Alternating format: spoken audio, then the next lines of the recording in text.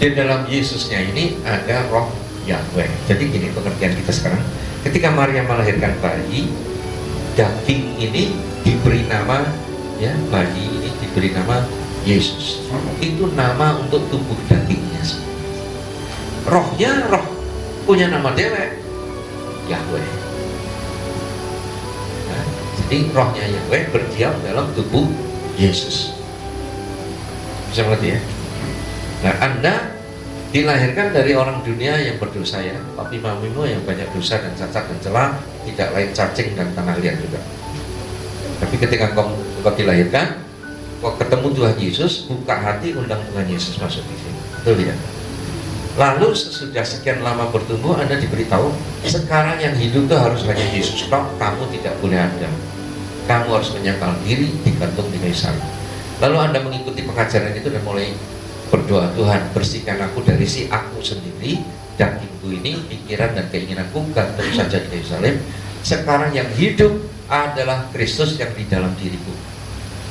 Jadi sekarang tubuhnya namanya Andreas Samudra, roh yang di dalamnya itu namanya Yesus atau Yahweh. Bisa nangkep? Ini Pak Ruli, tubuhnya namanya Ruli, rohnya sudah masih ada sedikit Ruli dan sebagian besar Yesus gitu loh. Rulinya makin lama makin entek gitu. Harusnya ya Pak ya. Lama-lama nanti rulinya entek.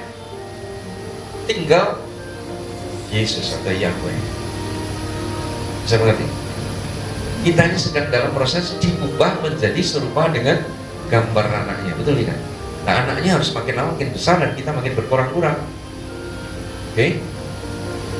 Jadi sekarang hitung ya yang kuning-kuning ini. Nomor 1 apa? Roh Tuhan atau Yahweh. Nomor 2 hikmat. 3 pengertian. 4 nasihat. 5 perkasaan. 6 pengenalan. Dan yang 7 takut akan Tuhan. Ternyata di dalam Yesus ada 7 roh ini, dan itulah yang disebut terang dunia. Terang dunia, ya. Nah, sekarang ada ayat lain di dalam Alkitab, 2 Tawarik 16 ayat 9. Baca dulu 1, 2, 3. Karena mata Tuhan menjelajah seluruh bumi untuk melimpahkan kekuatannya kepada mereka yang bersungguh-sungguh hati terhadap Dia. Dalam hal ini kau telah berlaku bodoh. Oleh sebab itu, mulai sekarang ini kau akan mengalami peperangan. Ini firman yang diucapkan seorang nabi namanya Hanani, ya, di 2 Tawarik 16 ini. Pelihat kepada Raja Asa. Jadi Hanani itu seorang pelihat yang diucapkan kepada Raja Asa yang mengandalkan orang Aram. Raja Asa ini siapa?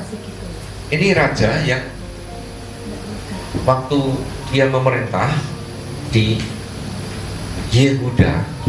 Yehuda itu, nggak ingat bahwa bangsa Israel itu pecah dua ya.